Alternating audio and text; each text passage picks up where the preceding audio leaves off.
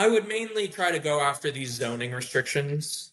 Um, you want to make it such that individual cities don't have so much control to restrict building in their own locations. And so I would be tempted to get rid of single family zoning altogether. I would talk to an expert and say, is there some unintended consequence of this that I'm not thinking of?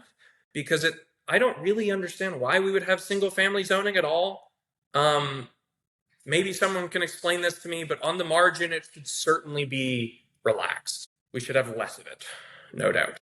And just another quick thought, sorry.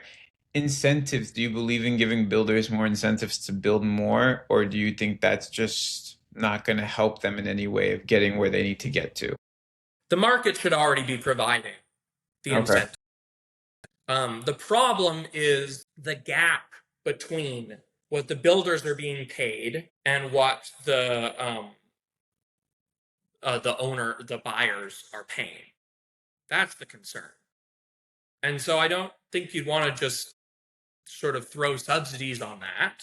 What you'd want is to close the gap by paying lawyers less in the middle to go talk to the regulators. I mean, I'm picking on lawyers, but just all of the cost that comes with complying with the regulations. Okay. Excuse me.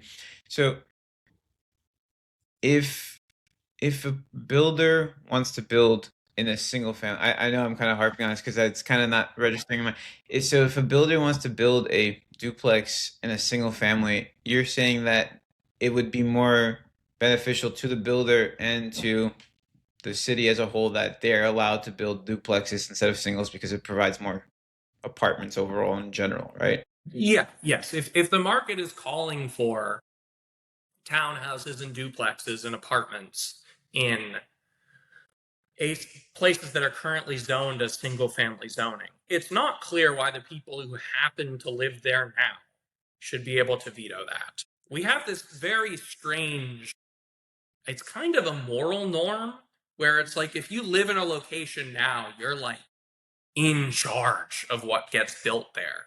And like again, I don't know if we want to totally get rid of that, but we certainly have way more of it than we should. Like, what is so special about someone happening to live in a location right this second, relative to like the spatial allocation of housing? Just as in a closing, is there anything you'd like the general public to know about spatial economics and about how it works? Or is there some sort of message you'd want them all to hear in general about it? I think in general, people have too much negative sum intuition. So people tend to think, sort of even unknowingly, that if someone benefits, it must be that someone else lost. But in general, that is not how the world works. That's how some things work. But that's not really how the world works in general. I mean, it wouldn't, if that were how the world works in general, how are we so rich now? Where did all this stuff come from? We had to have built it.